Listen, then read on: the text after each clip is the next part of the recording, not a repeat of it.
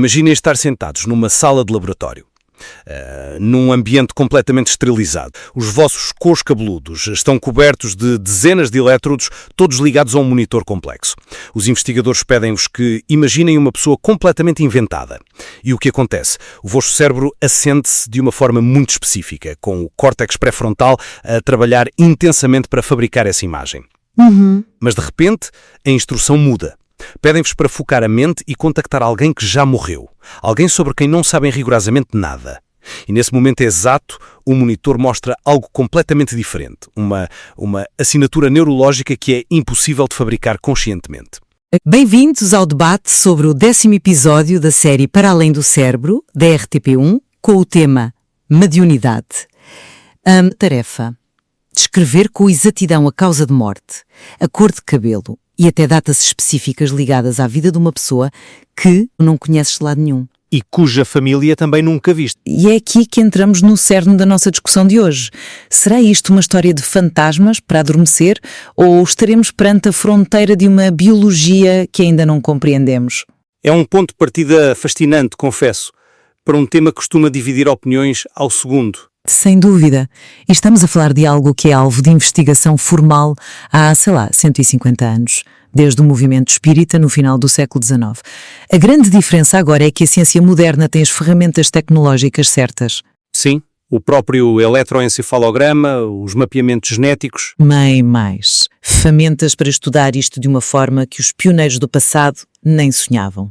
A questão central que hoje debatemos é mesmo esta. Será que estes novos dados empíricos validam a mediunidade como uma capacidade humana real e biológica? Ou, por outro lado, estamos apenas a registar estados alterados de consciência e a tirar conclusões precipitadas? Pois. Para mim, como defensora desta nova vaga de dados, a resposta é clara. Eu defendo que as evidências físicas, desde as alterações neurológicas aos marcadores genéticos, demonstram que a mediunidade é um processo fisiológico real e completamente distinto da mera imaginação. Bom, e eu, como cético metodológico aqui de serviço, abordo isto de um ângulo um bocadinho diferente. Eu argumento que, embora a experiência psicológica seja inegavelmente real para o indivíduo, os dados atuais carecem de replicação independente.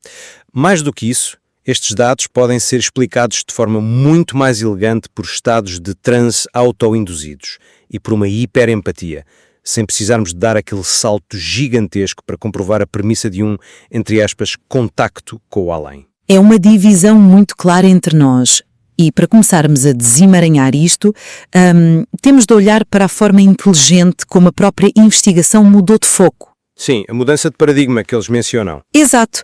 Durante décadas, os cientistas andaram obcecados com a chamada questão da prova. Ou seja, tentar demonstrar, quase num tribunal científico, se o falecido tio João continua a existir noutra dimensão. O que é, convenhamos, muito difícil de provar num laboratório. Quase impossível.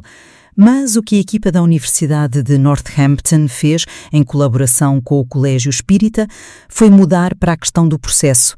Eles perguntaram o que é que está efetivamente a acontecer no cérebro do médium.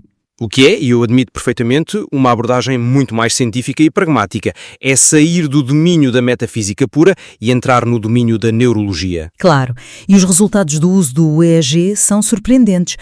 Mas antes de irmos aos resultados, a metodologia aqui é vital. O grande argumento cético sempre foi aquele clássico. Eles estão só a imaginar coisas. Sim, a fantasiar ativamente. Pois. Então como é que os investigadores separaram a imaginação de um potencial contacto mediúnico? Como dissemos ao início, o médium senta-se em total silêncio, para evitar o tal ruído mioelétrico dos músculos. Sim, os sinais mioelétricos mascaram completamente as ondas cerebrais. É literalmente impossível ler um EEG limpo se a pessoa estiver a verbalizar. Ora bem, portanto tudo foi feito mentalmente e eles dividiram o teste em 4 fases, para criar linhas de base bem definidas. 4 fases de pensamento, certo? Exato. Primeira fase, pediram ao médium para imaginar uma pessoa viva. Segunda fase, a recordar uma memória de alguém conhecido. Portanto, imaginação e memória de longo prazo. Sim. Depois, a terceira fase foi o contacto mediúnico em si, com a entidade-alvo, que neste estudo era uma senhora chamada Mary, e finalmente a quarta fase, imaginar uma pessoa fictícia que o investigador descreveu ali no momento. Para contrastar com o contacto da Mary. Precisamente. E o que aconteceu? A atividade cerebral mudou drasticamente apenas na fase de contacto mediúnico, com disparos de ondas a separarem-se claramente das fases de imaginação e de memória. O cérebro estava a fazer algo estruturalmente diferente, o que refuta a hipótese da fantasia. A fisiologia está a fazer algo diferente, sim. Ponto assente. Mas repara, lamento, mas não me convences com esse argumento. Vamos usar uma analogia. Eu comparo este processo neurológico a um ator que utiliza o método de representação, o famoso method acting do Stanislavski. Imagina que pegamos num ator brilhante. Ok, estou a imaginar. E colocamos os elétrodos do EEG na cabeça dele. Na primeira fase pedimos-lhe para pensar numa lista de compras do supermercado. Na segunda fase pedimos-lhe para evocar um trauma profundo, algo real, visceral da sua própria infância, para ele chorar copiosamente numa cena. Os EEGs vão ser radicalmente diferentes, correto? Claro que sim. Os estados emocionais alteram a leitura neurológica. Exato. Na segunda fase, o cérebro dele vai acender-se como uma árvore de Natal. O ator induziu um estado emocional e psicológico profundo que altera a sua neurobiologia. E o médium faz algo muito semelhante. Estás a dizer que é só autoindução? Sim, através da sua intenção e de anos de treino. O próprio médium no material diz que foca a sua consciência e, passo a citar, convida um mundo espiritual. Ou seja, ele está a induzir ativamente um estado de transe. A alteração no EEG prova que a mente humana tem uma capacidade extraordinária de entrar em hiperfoco. Certo, mas provar que a mente está num estado diferente não é o mesmo que provar que a voz na cabeça do médium vem do espírito da Mary. Prova apenas que o médium está num transe autêntico. É uma excelente analogia essa do ator de método e percebo perfeitamente o teu ponto. Mas repara, o ator no teu exemplo está a evocar o seu próprio trauma. Está a ir buscar informação ao seu próprio disco rígido interno. Pois está. E o médium não. Não. O que torna este estudo fascinante é que o médium não está num transe vazio, focado nos seus sentimentos. Ele está a fazer o download de informação externa que ele não possuía de todo. Informação externa. Vamos lá definir isso com cuidado. Vamos a isso. O nome Mary não foi inventado do ar. Este estudo foca-se na Mary porque a família dela, que está viva, contactou a universidade à procura de encerramento emocional. E foram eles que forneceram os dados detalhados que serviram de controlo. Ok, mas os investigadores sabiam os dados? Não. O investigador que estava na sala com o médium não conhecia a família nem os detalhes da Mary. E o médium, enquanto o seu cérebro registava esse tal transe neurológico no EEG, começou a relatar coisas impressionantes. Que tipo de detalhes concretos? Porque as generalidades frias, o famoso cold reading, todos sabemos como funciona. Sinto a presença de uma figura materna que gostava muito de ti. Nada disso. Não foi cold reading. Foram dados muito específicos. O médium descreveu que a Mary tinha cabelo ruivo ou cor de cobre e que, mesmo sendo idosa, adorava ir ao cabeleireiro e arranjar o cabelo. Pronto, mas isso pode ser sorte. E há mais. Descreveu que a causa de morte não foi acidental, foi natural, e localizou o problema na zona do abdômen e do fígado. E mencionou uma pesadez aguda nos pulmões com a pneumonia que de facto contribuiu para a morte dela. A sério? A pneumonia foi referida? Sim. E para rematar, o médium referiu dias e meses exatos a pescarem na sua mente. Os meses de fevereiro e junho e os dias 16 e 21. Tudo isto era factual e confirmado pela família. Impressionante, admito. É por isso que os próprios céticos admitem que estes estudos rigorosos, muitas vezes em modelo triplo cego, estão a mostrar taxas de acerto muito acima do mero acaso estatístico. A tua hipótese do transe do ator não explica como é que o ator adivinha o cadastro médico de um estranho, pois não? Pois, deixa-me só fazer um parênteses, porque falaste aí de estudos triplo cego, e para quem nos ouve não ficar perdido em jargão científico, o que é que isso implica exatamente nestas sessões? Faz bem em perguntar. Porque um estudo duplo cego nos medicamentos, nós percebemos facilmente, o médico não sabe se dá o genérico ou o placebo e o paciente também não sabe o que toma. Mas como é que se cega um médium? É um protocolo incrível. Num estudo de mediunidade triplo cego, remove-se qualquer interação social. Primeiro, o médium não vê a pessoa que procura a leitura, o chamado cliente. Muitas vezes nem sequer estão no mesmo edifício. Ok, logo aí cortas o contacto visual. Exato. Segundo, o cliente recebe depois várias transcrições de leituras diferentes e tem de pontuar qual delas lhe parece ser a sua, sem saber qual foi feita para ele. E terceiro, o investigador que analisa a estatística final não conhece nem o médium, nem o cliente, nem qual transcrição pertence a quem. Uma asepsia total, portanto. Completamente. Quando aplicas esta asepsia social extrema, destróis a possibilidade de cold reading, porque não há microexpressões faciais para ler, não há feedback, e mesmo assim, nestas condições, a informação bate certo muito além do acaso. Esse é um ponto muito interessante. Embora, eu o enquadrasse de outra forma. Eu dou o braço a torcer numa coisa. A especificidade é de facto intrigante. E o protocolo triplo cego é o padrão de ouro da ciência. Vês? Até tu admites. Aliás, o próprio material mostra que até os académicos mais rigorosos subiram a mediunidade no ranking de fenómenos a estudar a sério.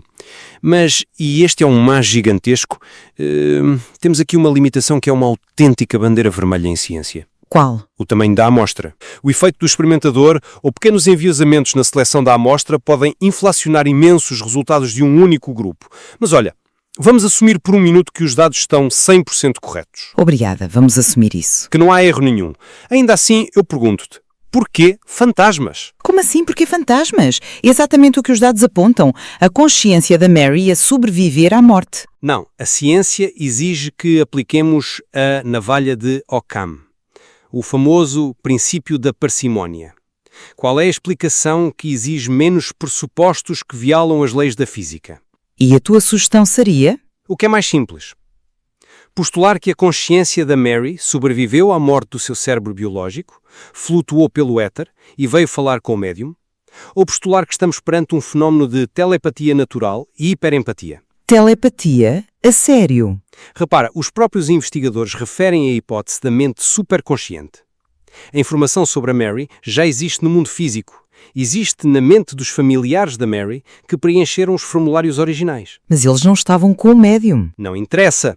É muito mais parcimonioso sugerir que o médium, através daquele tal transe validado pelo EEG, acede temporariamente a um estado de telepatia não local e lê a mente dos familiares desesperados por respostas. Isso é mais simples do que dizer que falou com os mortos. Vamos lá ver uma coisa. A tua explicação de recurso à tua suposta parcimónia é fantástica. Estás a invocar isso só para conseguires negar o contacto com uma consciência desencarnada.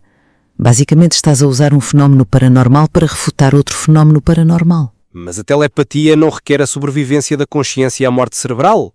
Esse é o ponto.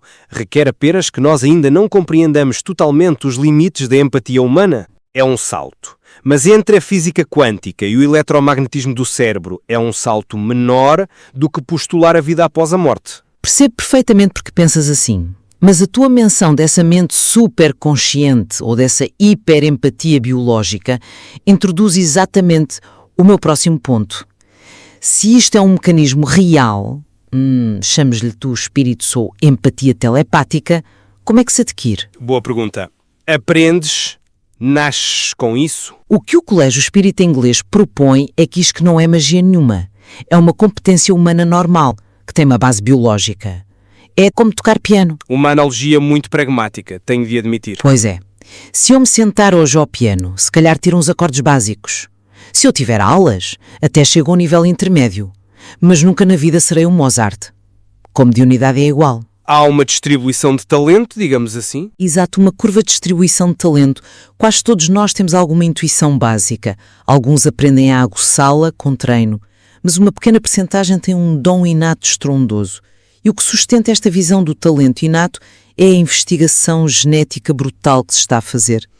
Referes que está aquele estudo piloto com o ADN. Bem me parecia que ias lá chegar. Sim. Fizeram um estudo piloto com 3 indivíduos identificados como psíquicos de altíssimo desempenho. E o que descobriram foi fascinante.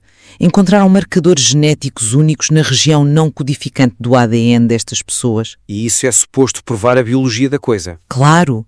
Esta descoberta muda tudo. Tira o assunto completamente do esoterismo e coloca-o diretamente no campo da evolução biológica. Calma. Antes de declararmos a descoberta do gene do professor Xavier, convém explicar à malta o que é isso do ADN não codificante, porque a ciência da genética é incrivelmente complexa. Sim, faz sentido clarificar. O ADN codificante é aquela percentagem muito pequenina do nosso genoma que contém as instruções diretas para fabricar proteínas. Coisas como a cor dos olhos, o tipo de sangue, por aí. Certo? E durante anos e anos, o resto do ADN, que é a vasta maioria, era chamado de junk DNA, o ADN lixo, porque os cientistas simplesmente não sabiam o que aquilo fazia. Exato, mas hoje sabemos perfeitamente que não é lixo nenhum. O ADN não codificante é como se fossem os interruptores, é o painel de controle que diz quando e onde os genes principais devem ser ligados ou desligados. Sim, tem uma função reguladora. Ponto. A minha perspectiva aqui, e a analogia que gosto de usar, é a da antena de rádio. O cérebro humano é o rádio. Todos nós temos o hardware básico, não é? Ok, estou a seguir. Mas estas mutações nos interruptores não codificantes destes 13 médiums podem significar que a antena deles está afinada para captar frequências que o resto de nós não capta. Nós, com as nossas antenas standard, apenas ouvimos estática. E isto encaixa na perfeição com as histórias familiares que lemos. Histórias familiares, sim. A componente hereditária é frequentemente citada nestes meios. Muito citada mesmo. Os mapeamentos mostram transmissões em linha familiar ao longo de várias gerações. O estudo fala de pessoas que desde crianças viam pessoas na sala ou ouviam vozes e assumiam que toda a gente as via. O que deve ser aterrador numa família comum. Quando as famílias reagiam com muito medo e as levavam a psiquiatras para suprimir a suposta doença mental, estas crianças cresciam num sofrimento solitário atroz.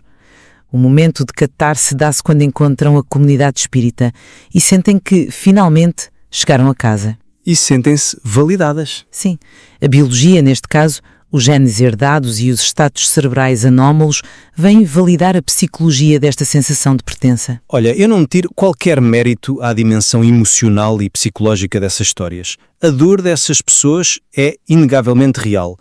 E a cura que encontram nessas instituições é bela de se ver, francamente. É muito poderoso. É, mas temos de separar a água do vinho, como se costuma dizer. Começando pela tua biologia e pela tua metáfora da antena de rádio. Tu própria admitiste o número.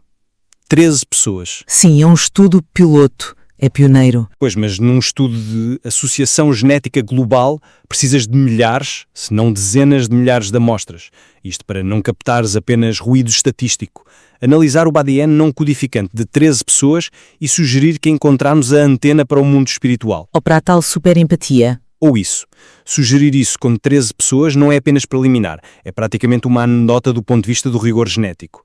E quanto ao teu argumento de chegar a casa, há uma explicação sociológica muito mais forte, que não requer genética anómala nenhuma. Como assim? Estás a dizer que o alívio de encontrarem o seu propósito é só uma construção social? Não o propósito em si, mas a dinâmica de grupo. O que tu descreveste foram crianças muito sensíveis, introspectivas, que têm percepções intensas, que são reprimidas pelos pais por medo de loucura. Sim, o estigma da sociedade. E que mais tarde encontram um grupo de pessoas iguais, onde são aplaudidas e normalizadas. Isto é a definição de cartilha de um fenómeno sociológico em grupos marginalizados. Qualquer adolescente incompreendido que encontra uma subcultura sente exatamente isso. Estás a comparar a biologia da mediunidade à subcultura punk. Estou a comparar o alívio psicológico. O Colégio Espírita dá a estas pessoas um vocabulário, pessoas que têm de facto um sistema nervoso mais sensível às emoções alheias. Dá-lhes uma estrutura, dá-lhes aulas, dá-lhes um contexto seguro. Organizamentos que de outra forma viveriam em ansiedade constante. Elas não são doentes mentais, são apenas pessoas incrivelmente perceptivas. Mas sentirem alívio ao abraçar o rótulo de médium não prova que a cosmologia dessa comunidade é cientificamente verdadeira. O alívio é real, a teoria do além pode ser inventada. Mas aí voltamos ao início da nossa conversa, porque focar apenas no sentimento sociológico de pertença Ignora de forma conveniente os dados tangíveis com os quais abrimos? Os tais dados preliminares. Sim, mas quando juntas as peças todas, o quadro é formidável. Tens marcadores genéticos novos a emergir que suportam relatos históricos de hereditariedade. Tens o eletroencefalograma a provar de forma cristalina que estes transes não são fingimento. Sim, o transe é fisiológico, já concordamos nisso. É um estado neurofisiológico onde o cérebro opera numa frequência completamente invulgar. E, coroando tudo isto, tens os acertos factuais impressionantes em condições triplo cego, que destroem a tua hipótese do cold reading. Lembra-te da Mary, os problemas nos pulmões, as datas de fevereiro e junho. Eu lembro-me, são detalhes difíceis de ignorar. Pois são. Quando olhamos para este pacote de informação, a minha conclusão profunda é que a mediunidade é um mecanismo humano incrivelmente sofisticado. Merece ser retirado da gaveta do misticismo e estudado como a fronteira da fisiologia humana, independentemente de estarmos prontos ou não para aceitar que a verdadeira fonte possa ser a consciência a sobreviver à morte. E eu concordo a 100% que a investigação tem de continuar, de forma séria e despida de preconceitos. É para isso que serve a ciência, no final de contas. Sem euforias prematuras, não é? Exatamente, sem nos deixarmos levar por entusiasmos excessivos. A ciência, sim, deve focar-se obsessivamente em perceber o que se passa nas sinapses de quem entra nestes transes de alta performance. O processamento subconsciente do nosso cérebro é um poço sem fundo de surpresas. Nisso estamos totalmente de acordo. Mas, enquanto não tivermos equipas independentes em todo o mundo a replicar aquelas taxas de acerto fantásticas, temos de segurar os cavalos da imaginação. Até lá, a navalha de Occam exige que procuremos explicações nas reservas da nossa mente hiperempática e não num GPS espiritual. É uma daquelas tensões deliciosas que claramente não vamos resolver numa única conversa. Mas há um ponto vital em que eu sinto que ambos convergimos plenamente e que os próprios investigadores da universidade reforçam. A questão da cura pelo luto. Nem mais, a utilidade desta pesquisa vem muito além da prova académica pura e dura. Quando estas famílias saem daquelas sessões, quer tenha sido telepatia da mente delas, ou o espírito verdadeiro da Mary, o alívio humano é palpável. As feridas do luto são curadas por esta experiência. E isso, por si só, tem um valor incalculável. Compreender as vias através das quais o luto agudo é transmutado em paz de espírito, através desta intuição humana profunda, é o objetivo científico mais nobre de todos. E há, garantidamente, muito mais nevoeiro para dissipar nestes estudos maravilhosos. E há muito mais material para explorar nestes temas. Totalmente de acordo com essa reflexão. Fica o imperativo para a ciência de continuar a questionar, replicar e descobrir. E, claro, nunca ignorar a dor ou a cura humana durante todo o processo. Muito bem dito. E com esta nota chegamos ao fim do nosso tempo de hoje. Bom, agradeço-te imenso esta troca de ideias. Fica a decisão final, claro, nas mãos de quem nos ouve. Obrigado por estarem connosco em mais uma edição do Debate. Esperamos que tenham gostado. Não se esqueçam de seguir o podcast. Até breve.